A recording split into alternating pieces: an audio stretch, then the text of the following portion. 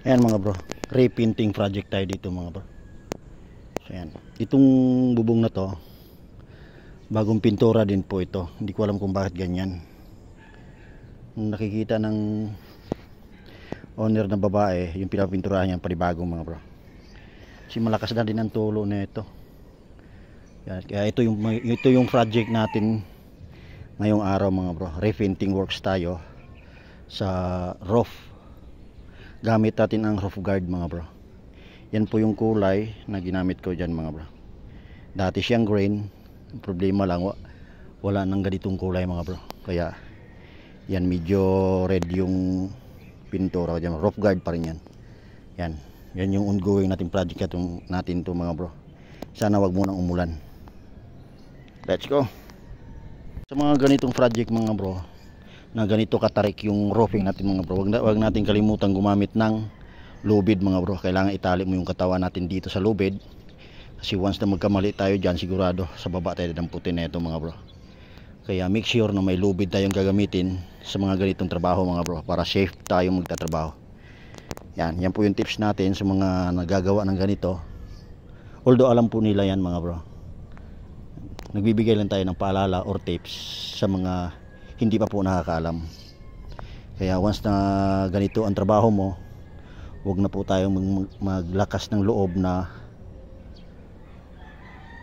magtrabaho ng ganito hanggat walang lubid na nakatali sa katawan mga bro. Let's go. Ayan mga bro, natapos na natin yung kabilang area. Dito na naman tayo sa kabilang area mga bro.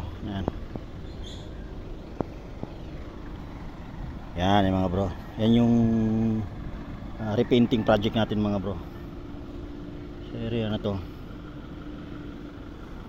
Yan, ito yung dating kulay niya kaso naagnas na, so pinalitan natin ng ibang kulay mga bro. Yan yung ongoing natin. Let's go. Ito yung pintura na ginamit natin mga bro. Yan, sunroof. Yan, by rain or shine. Yan yung kulay niya mga bro pag natuyo siya. Yan. Pero pag hindi pa siya natutuyo, parang kulay violet siya, pero kailangan lang haluin talaga siya para magiging ganyan ang kulay niya mga bro. Ayun, project repainting is done mga bro. Yan, kita nyo naman mga bro. Yan yung accomplishment natin. Yan. So itong gutter natin na itong mga bro, hindi na to kailangan pinturahan kasi ito itatanggalin. Sira na rin po ito, sayang lang pintura natin dito po pininturahan. Yan. Ayos. Kailangan talaga mga bro, once na tayo gumawa ng mga ganitong trabaho natin mga bro, kailangan maayos para hindi manghihinayang sa gastos yung ating client. Let's go.